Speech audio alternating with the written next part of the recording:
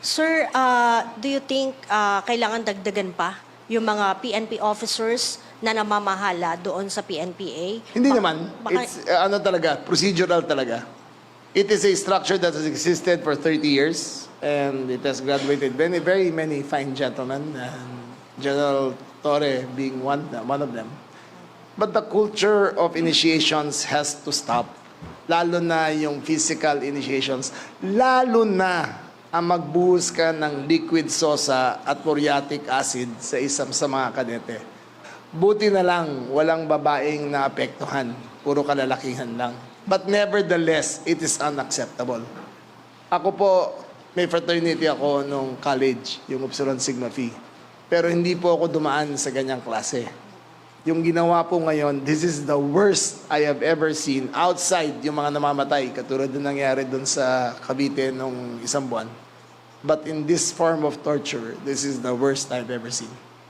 Sir, nabanggit ni Chief PNP kanina na magkakaroon ng reshuffle. Ibig sabihin po ba, i-relieve yung siyam na mga opisyal sa PNPA? Hintayin nyo na lang.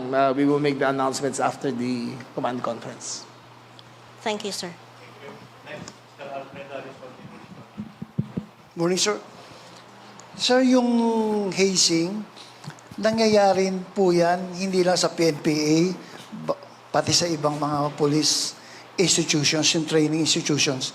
Katulad nung nangyari sa Mindanao very recently. Meron na tayong anti-hazing law, pero That's right. nangyayari pa rin. Anong gusto niyo, sir? Ayun ang problema ko eh. How can you enforce the law if you break the law at the very basic sense, very basic level? So, this command conference will be about that. Tigil na yan. Hazing does not make you a better police officer. Hazing does not make you more loyal to the PNP. Hazing is a function of ego. Kala nila tiga sila, kala nila matapang sila, ang gusto nila yung mga kalaban-laban sinasaktan. This has got to stop. Balikan ko lang po yung hazing. Ano po ba talaga nag-trigger dun sa incident? Tingin ko may psychological problems yung tatlo eh. Para maghalo ka ng liquid sosa at maghalo ka ng muriatic acid, tapos ipahid mo sa likod ng kandidato, meron ka ng barbarism sa utak mo eh.